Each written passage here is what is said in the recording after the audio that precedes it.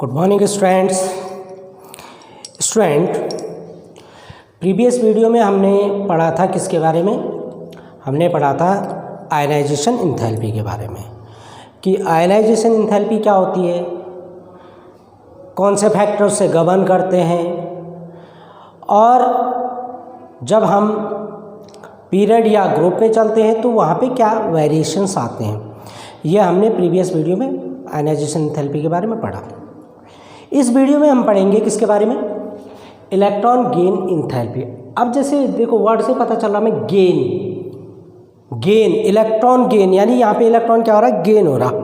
Ionization enthalpy में क्या था? आयनाइजेशन इंथैल्पी में हम इलेक्ट्रॉन को क्या कर रहे थे? रिमूव कर रहे थे। आइसोलेटेड गैसेस एटम से हम इलेक्ट्रॉन को क्या कर रहे थे? रिमूव कर रहे थे। तो रिमूव करने के लिए हमें क्या करनी पड़ती है? एनर्जी देनी पड़ती है। अगर हमें किसी इलेक्ट्रॉन को रिमूव करना है तो वहाँ पे एनर्जी क्या होती है? एब्जॉर्ब होती है, यानी पर्टिकुलर एटम को एनर्जी देनी पड़ती है। तो वहाँ पे जो हीट इंथैल्पी होती है, यानी जो डेल्टा एच है हीट इंथैल्पी, वो क्या होती है? पॉजिटिव होती है। क्यों? क्योंकि हम एटम को क्या दे रहे हैं? एनर्जी दे रहे हैं। इलेक्ट्रॉन गेन इंथैल्पी में क्या है? पहले तो हम इलेक्ट्रॉन गेन इंथैल्पी की डेफिनेशन देखते हैं। इलेक्ट्रॉन गेन इंथैल्पी ये होती है कि अगर हमें किसी न्यूट्रल एटम में किसी इलेक्ट्रॉन को एंटर करवाना है, मीन्स कि हमारे पास कोई एटम है। एटम क्या होता है? न्यूट्रल होता है। आपको पता है कि number of electron number of proton क्या होते हैं? जो एटम होता है उसमें इक्वल होते हैं, यानी एटम क्या होता है? इलेक्ट्रिकली न्यूट्रल होता है। अब उसकी क्या है? न्यूट्रल स्पेस, यानी जो हमारे पास एटम है वो न्यूट्रल है। अब उस कंडीशन में हमें इलेक्ट्रॉन को उसके अंदर क्या करना है? डालना है, यानी उसकी सेल में इलेक्ट्रॉन को एंटर करवाना है। तो उस इलेक्ट्रॉन को एंटर करवाने के लिए वो एटम जितनी एनर्जी रिलीज करता, अब देखो यहाँ पे क्या हो रहा है? यहाँ पे एटम एनर्जी रिलीज कर रहा है। एटम क्या कर रहा है? यहाँ पे एनर्जी को रिलीज कर रहा है। आयनाइजेशन इंथैल्पी में क्या होता है? एनर्जी हमें देनी पड़ती है, उसको एंटर करवाने के लिए एनर्जी देनी पड़ती है। लेकिन यहाँ पे क्या हो रहा? यहाँ पे एटम एनर्जी को रिलीज कर रहा है। तो अगर हम इसे डिफाइन करें आयनाइजेशन इंथैल्पी को, तो हम इसको कैसे डिफाइन करेंगे कि आइसोलेटेड गैसेस स्टेट में किसी एटम में, आइसोलेटेड गैसेस स्टेट में किसी एटम में एक इलेक्ट्रॉन को एंटर करवाने के लिए जितनी एनर्जी वो एटम रिलीज करता है वो उसकी आयनाइजेशन इंथैल्पी होती है, यानी वो उसकी क्या होती है? इलेक्ट्रॉन गेन इंथैल्पी होती है। यानी कि इलेक्ट्रॉन गेन इंथैल्पी में क्या होता है? इलेक्ट्रॉन गेन इंथैल्पी में एनर्जी रिलीज होती है किससे? एटम से। और आयनाइजेशन इंथैल्पी में एटम को क्या दी जाती है? एनर्जी दी जाती है। ये बेसिक डिफरेंस है। इसीलिए आयनाइजेशन इंथैल्पी पॉजिटिव होती है और इलेक्ट्रॉन गेन इंथैल्पी क्या होती है? नेगेटिव होती है। क्यों नेगेटिव है? क्योंकि सिस्टम वर्क कर रहा है, यानी एटम वर्क कर रहा, एटम अपनी एनर्जी को रिलीज कर रहा। ठीक है ना? यानी कि इनिशियल एनर्जी अगर हम ये मान लें कि 100 किलो जूल थी उसके पास और फाइनल उसके पास 80 किलो जूल हो गई, यानी उसने वर्क कर लिया। एक इलेक्ट्रॉन एंटर कर रहा है, इलेक्ट्रॉन को एंटर करवाने के लिए उसने अपनी 20 जूल एनर्जी क्या कर दी? रिलीज कर दी। तो आप कितनी एनर्जी बची हमारे पास? 100 और 20 रिलीज कर दी उसने, तो टोटल कितनी बची हमारे पास? 80 बच गई। ठीक है, तो जो एनर्जी है, ठीक है, एनर्जी क्या होगी? वो नेगेटिव होगी। अब कैसे नेगेटिव होगी? देखो फाइनल एनर्जी आपके पास क्या होगी? 80 किलो जूल। इनिशियल कितनी थी? 100। कितनी एनर्जी आपकी रिलीज हुई? तो क्या हो जाएगा? Final minus initial. फाइनल कितनी है? 80 माइनस 100, तो 80 माइनस 100 एंड 20 माइनस साइन किसका आएगा? माइनस का। क्यों आएगा? क्योंकि लार्जर नंबर माइनस में। तो यहाँ पे क्या हो गया? नेगेटिव हो गई ना। तो नेगेटिव क्यों हुई? क्योंकि सिस्टम ने वर्क किया, एटम वर्क कर रहा, एटम अपनी एनर्जी रिलीज कर रहा। तो जब सिस्टम वर्क करता है तो वहाँ पे जो हीट इंथैल्पी होती है वो नेगेटिव होती है। यानी कि अगर एटम अपनी एनर्जी रिलीज कर रहा है तो वहाँ पे उसकी जो हीट इंथैल्पी होगी वो क्या होगी? नेगेटिव होगी। तो यहाँ पे इसीलिए हम क्या देखते हैं? इलेक्ट्रॉन गेन इंथैल्पी जो होती है वो किस में होती है, नेगेटिव में होती है। और हम उसकी नेगेटिव वैल्यू को ही देखते हैं कि जो जितनी लार्जर नेगेटिव होगी उसकी स्टेबिलिटी उतनी ज़्यादा होगी या वो उतना ही ज़्यादा क्या होगा, स्ट्रॉन्गर होगा। ठीक है, तो चलिए अब हम देखते हैं कि इलेक्ट्रॉन गेन इंथैल्पी क्या है। तो इलेक्ट्रॉन गेन इंथैल्पी क्या है, सपोज हम ये मान के चलें ये आइसोलेटेड हमारे पास कोई एटम है गैसेस स्टेट में, आइसोलेटेड गैसेस स्टेट में, और इस इलेक्ट्रॉन में हमने इस एटम में हमने क्या करा, एक इलेक्ट्रॉन एंटर किया। ठीक है, ये इलेक्ट्रॉन क्या हो रहा है, यहाँ से एंटर हो रहा। तो इस इलेक्ट्रॉन को एंटर करने के लिए जो एनर्जी हम इस किसने दी, इस एटम ने दी, जो इस एटम ने एनर्जी क्या करी, रिलीज करी, वो उसकी क्या होती है, इलेक्ट्रॉन गेन इंथैल्पी होती है। ठीक है, क्या कर रहा है, रिलीज, एनर्जी को क्या कर रहा, एनर्जी क्या कर रहा है, रिलीज कर रहा। ठीक है, तो जब एनर्जी क्या होती है, रिलीज होती है, तो वो उसकी क्या होती है, इलेक्ट्रॉन गेन इंथैल्पी होती है, और जो कि क्या होती है, नेगेटिव होती है, यानी delta H equal to negative. यहाँ पे डेल्टा एच की वैल्यू क्या होती है, नेगेटिव होती है। ये आपने खास ध्यान रखना है। ठीक है, तो ये है आपकी इलेक्ट्रॉन गेन इंथैल्पी कि किसी इलेक्ट्रॉन को आइसोलेटेड गैसेस एटम में एंटर करवाने के लिए जो एनर्जी रिक्वायर्ड, जो एनर्जी एटम रिलीज करता है वो उसकी आयनाइजेशन इंथैल्पी होती है। क्लियर। अब सबसे मेन चीज़ आती है कि कौन कौन से फैक्टर इलेक्ट्रॉन गेन इंथैल्पी को गवर्न करते हैं, यानी कौन कौन से वो फैक्टर हैं जो कि इलेक्ट्रॉन गेन इंथैल्पी को अफेक्ट करते हैं। तो सबसे पहले आते हैं हम किस पे, न्यूक्लियस चार्ज पे। सबसे पहले किस पे आएंगे हम, न्यूक्लियर चार्ज पे। तो न्यूक्लियर चार्ज कैसे अफेक्ट कर रहा देखिए आप।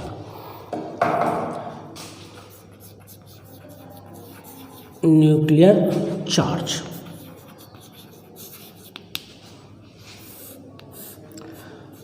अब देखिए न्यूक्लियर चार्ज होता क्या है। न्यूक्लियर चार्ज यानी न्यूक्लियस का जो अपना पर्टिकुलर क्या है, चार्ज है, और वो क्यों होता है, प्रोटॉन के कारण। क्यों, क्योंकि प्रोटॉन कहाँ होते हैं, न्यूक्लियस के अंदर होते हैं। प्रोटॉन क्या होते हैं, पॉजिटिव होते हैं। तो जो न्यूक्लियस चार्ज होता है वो भी क्या होता है, पॉजिटिव होता है। ठीक है, किस पे लगता है, नेगेटिव यानी इलेक्ट्रॉन पे लगेगा। अब अगर हम देखें कि न्यूक्लियस चार्ज कैसे इसको अफेक्टेड कर रहा, हम ऐसा करते हैं, हम एक कोई पीरियड ले लेते हैं, जैसे हमने सेकंड पीरियड ले लिया, lithium, beryllium, boron, carbon, nitrogen, oxygen and it is fluorine. Fluorine तक ही ले लेते हैं फिलहाल। ठीक है, नियोन का तो तब हम रीजन बताएंगे कि नियोन की इलेक्ट्रॉन गेन इंथैल्पी में क्या चेंजेस आते हैं, उसको हम बाद में करेंगे। अब देखो इसके पास टोटल नंबर ऑफ प्रोटॉन कितने हैं, 3, यानी 2 1, ये हो जाएगा 2 2 2 3, इट इज़ 2 4 2 5 2 6 एंड 14 2 7। अब देखो हुआ क्या, ऑटोमोस्ट सेल में क्या हुआ है, इलेक्ट्रॉन इंक्रीज हुए, ये देखो हुए। जैसे जैसे आउटरमोस्ट सेल में इलेक्ट्रॉन इंक्रीज हुए वैसे वैसे न्यूक्लियस में भी क्या होंगे, प्रोटॉन इंक्रीज होंगे। जब प्रोटॉन इंक्रीज होंगे तो न्यूक्लियस का जो इफेक्टिव न्यूक्लियर चार्ज है वो क्या होगा, इंक्रीज होगा।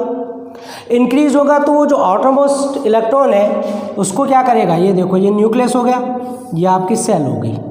अब इस सेल में जो इलेक्ट्रॉन है, जैसे जैसे इलेक्ट्रॉन बढ़ रहे हैं वैसे वैसे क्या है, इसका इफेक्टिव न्यूक्लियर चार्ज बढ़ रहा, तो ये क्या करेगा, इन इलेक्ट्रॉन को टाइटली होल्ड करेगा। क्या करेगा, इन्हें टाइटली होल्ड करेगा। ठीक है ना, टाइटली होल्ड करेगा, ये तो पहली बात है।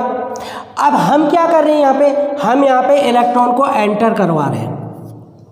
इलेक्ट्रॉन को क्या करवा रहे हैं हम यहाँ पे, एंटर करवा रहे हैं, क्योंकि इलेक्ट्रॉन गेन इंथैल्पी का मीन्स क्या है, इलेक्ट्रॉन गेन इंथैल्पी का मतलब ही ये है कि हम इसमें क्या कर रहे हैं, इलेक्ट्रॉन को एंटर करवा रहे हैं।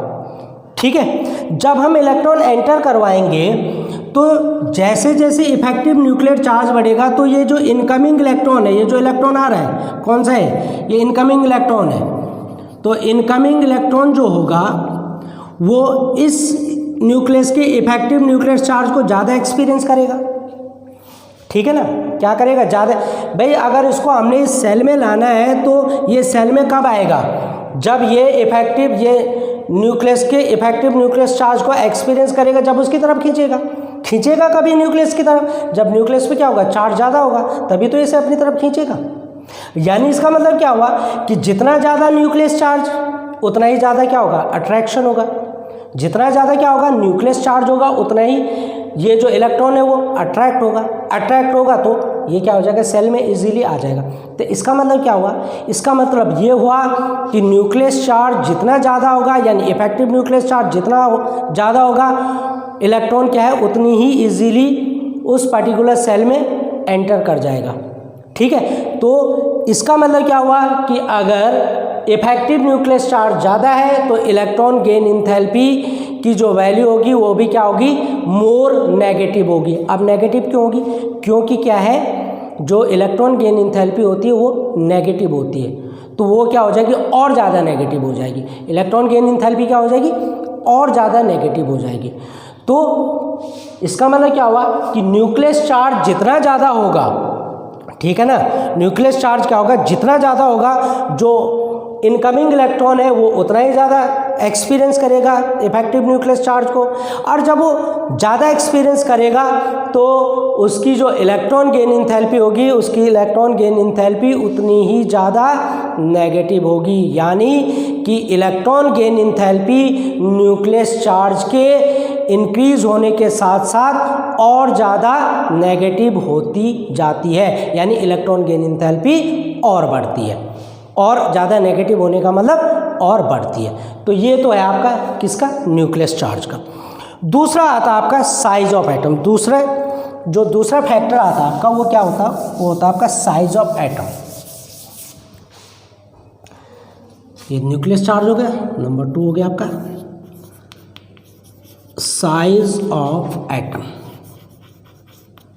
ठीक है, ये इंपॉर्टेंट पॉइंट है, इंपॉर्टेंट फैक्टर है, ध्यान रखना है इन चीज़ों को, क्योंकि अगर ये फैक्टर आपको, ये फैक्ट्स अगर आपको पता है तो आप इजीली ऑर्गेनिक केमिस्ट्री हो या इनऑर्गेनिक केमिस्ट्री हो, मोस्टली ये इनऑर्गेनिक केमिस्ट्री में यूज होते हैं, आप बहुत आसानी से और बहुत इजीली ऑर्गेनिक केमिस्ट्री को समझ सकते हैं, बहुत अच्छी तरह से आप पढ़ सकते हैं। ठीक है, कोई बहुत बड़ा रॉकेट साइंस नहीं है इसमें कि जो बहुत टफ हो, ये बहुत छोटे छोटे और बहुत काम के फैक्टर हैं। अगर ये आपको पता है तो आप इजीली कोई सा भी लॉजिक लगा सकते हैं, लेकिन अगर आपको ये पता नहीं तो आप फिर लॉजिक नहीं लगा सकते, आप इनमें कोई चीज़ें नहीं बना सकते। तो दूसरी चीज़ आती है आपकी साइज ऑफ एटम। अब देख लो आप जनरली, अब हम एक किसी पर्टिकुलर ग्रुप में चलते हैं। देखो, लिथियम, सोडियम, पोटेशियम और एक और ले लेते हैं रुबीडियम।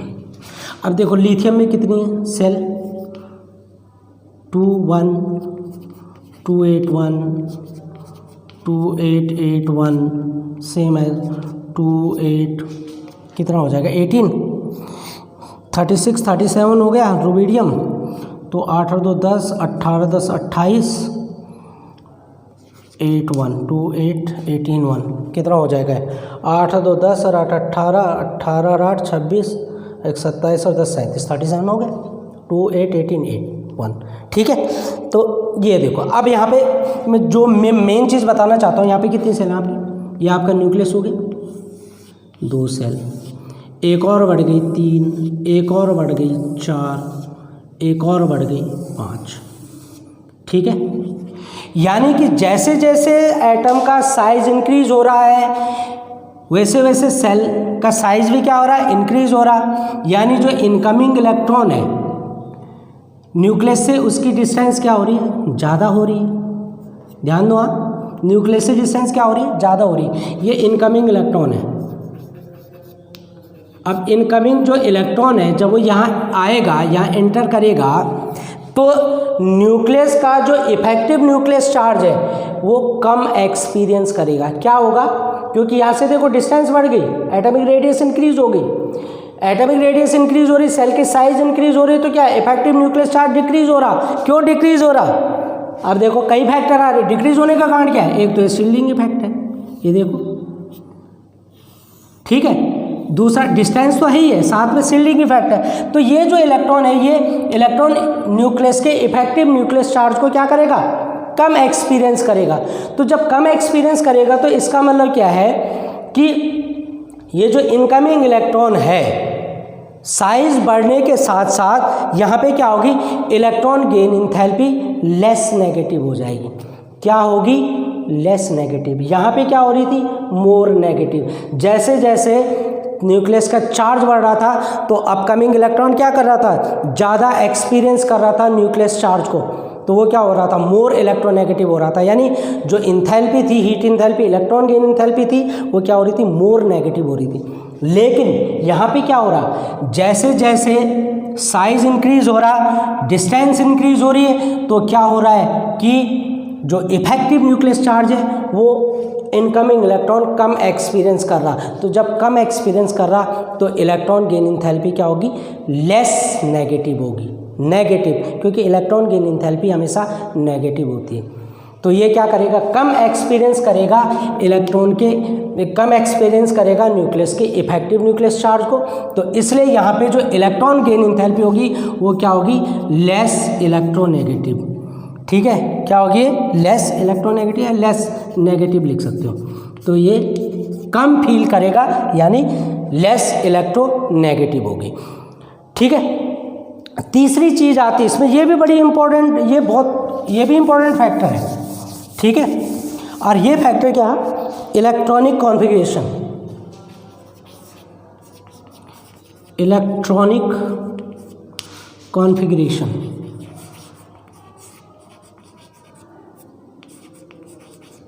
अब ये देखो इलेक्ट्रॉनिक कॉन्फ़िगरेशन कैसे वेरी करता है चीज़ों को। मैंने एक चीज़ बताई आप लोगों को कि इलेक्ट्रॉनिक कॉन्फ़िगरेशन जो होता है वो हाफ फील्ड और फुल फील्ड। ठीक है, अब देखो आप, जैसे हम नाइट्रोजन को ले लेते हैं, 1s2 2s2 एंड 2p3। अब ये देखो p ऑर्बिटल क्या है, हाफ फील्ड है। और सेम यही चीज़ हम नियॉन में देखते हैं, 1s2 2s2 एंड 2p6। अब ये देखो नियॉन का orbital px py and pz, एक शेयरिंग हो जाएगी, शेयरिंग हो जाएगी। ठीक है, अब ये देखो ये क्या है, ये हाफ फील्ड है, हाफ फील्ड, और ये क्या है, फुल फील्ड, फुल फील्ड। अब दोनों में देखो, एक हाफ फील्ड है, एक फुल फील्ड है। आपको पता है कि जब हाफ और फुल फील्ड सबसेल होती हैं तो हाफ और फुल फील्ड की बहुत कम टेंडेंसी होती है इलेक्ट्रॉन को अपने साथ आने देने की। यानी कि हाफ और फुल फील्ड ऑर्बिटल में क्या होता है, ये इलेक्ट्रॉन अपने पास क्या है, जो इनकमिंग इलेक्ट्रॉन है उसको नहीं आने देते। ये क्या करते हैं, रिपेल करते हैं। चलो इसमें तो कहीं जगह है ही नहीं, यहाँ तो आ ही नहीं सकता। लेकिन जो ये हाफ फील्ड है ये भी क्या करते हैं, इसको रिपेल करते हैं। यानी कि ये जो कॉन्फ़िगरेशन है ये स्टेबल कॉन्फ़िगरेशन है। और अगर यहाँ हमें इलेक्ट्रॉन एंटर करवाना है तो हमें क्या करनी पड़ेगी, यहाँ ज़्यादा एनर्जी देनी पड़ती। हमें क्या करनी पड़ेगी, ज़्यादा एनर्जी देनी पड़ेगी। यानी इसका मतलब क्या हुआ, ये तो यहाँ तो हम एंटर करवा रहे हैं। ठीक है, अब होता क्या है इसमें कि जो फुल फील्ड और हाफ फील्ड ऑर्बिटल होते हैं, इनकी जो टेंडेंसी होती है वो एक्सेप्टिंग टेंडेंसी बहुत क्या होती है, कम होती है, बहुत स्मॉल टेंडेंसी होती है। इलेक्ट्रॉन एक्सेप्टिंग टेंडेंसी हाफ और फुल फील्ड ऑर्बिटल की बहुत कम होती है। मेन चीज़ ये है इसके अंदर कि जो एक्सेप्टिंग टेंडेंसी है, electron accepting tendency half field और फुल फील्ड ऑर्बिटल की वो बहुत कम होती है। इसलिए क्या होता है कि जो इलेक्ट्रॉन अगर हम इनमें एंटर करवा रहे हैं तो इलेक्ट्रॉन को एंटर करवाने के लिए क्या करना पड़ेगा, जो न्यूक्लियस का इफेक्टिव चार्ज है वो बहुत ज़्यादा होना चाहिए, तभी जाके एंटर करेंगे। इसका मतलब जो इनकमिंग इलेक्ट्रॉन है वो क्या है, वो लेस फील करेगा, क्योंकि ये क्या करेंगे, एक तो हाफ फील्ड और फुल फील्ड होने का कारण एक तो शील्डिंग का काम शुरू कर देंगे। शील्ड यानी पेनिट्रेट, एक तो शील्डिंग का काम करेंगे, दूसरा क्या करेंगे, उन इलेक्ट्रॉन को रिपेल करेंगे, रिपेल करने की कोशिश करेंगे। तो इसका मतलब क्या हुआ कि जो हाफ फील्ड और फुल फील्ड ऑर्बिटल होते हैं उनकी जो इलेक्ट्रॉन गेन इंथैल्पी होती है वो भी क्या होती है, लेस नेगेटिव होती है। वो इसलिए लेस नेगेटिव होती है क्योंकि इनकी जो इलेक्ट्रॉन एक्सेप्टिंग टेंडेंसी होती है वो बहुत कम होती है, इसलिए इनकी जो इलेक्ट्रॉन गेन इंथैल्पी है वो क्या होगी, लेस नेगेटिव। क्या होगी, लेस नेगेटिव। तो ये ध्यान रखना कि जो इलेक्ट्रॉन गेन इंथैल्पी होगी हाफ फील्ड और फुल फील्ड ऑर्बिटल की वो लेस नेगेटिव होगी क्योंकि इनकी जो एक्सेप्टिंग टेंडेंसी होती है वो बहुत कम होती है, ये एक्सेप्ट इजीली करते नहीं हैं, वेरी स्मॉल टेंडेंसी शो करते हैं ये किसकी, एक्सेप्टिंग की। तो इसलिए ये क्या होते हैं, लेस इलेक्ट्रोनेगेटिव होते हैं या इनकी जो नेगेटिविटी होती है वो कम होती है। तो न्यूक्लियस चार्ज में इलेक्ट्रोनेगेटिविटी सबसे ज़्यादा होगी, ठीक है, हाई नेगेटिविटी होगी, ठीक है। साइज ऑफ एटम में भी लेस नेगेटिविटी होगी इसकी, ठीक है। जो एक्सेप्टिंग टेंडेंसी वो लेस हो जाएगी, तो इलेक्ट्रॉन गेन इंथैल्पी भी क्या होगी, यहाँ पे लेस इलेक्ट्रोनेगेटिव होगी, और इलेक्ट्रॉनिक कॉन्फ़िगरेशन में भी electron gain enthalpy less negative होगी। केवल हाई नेगेटिव जो होगी या जो लार्ज अमाउंट में होगी केवल किस में होगी, न्यूक्लियस चार्ज में होगी, ठीक है बच्चों। अब हम एक वेरिएशन और देख लेते हैं इसमें, अब हम वेरिएशन देख लेते हैं इसमें ग्रुप में क्या वेरिएशंस आते हैं और उसके बाद पीरियड में क्या वेरिएशन आते हैं, ठीक है। तो सबसे पहले हम देखते हैं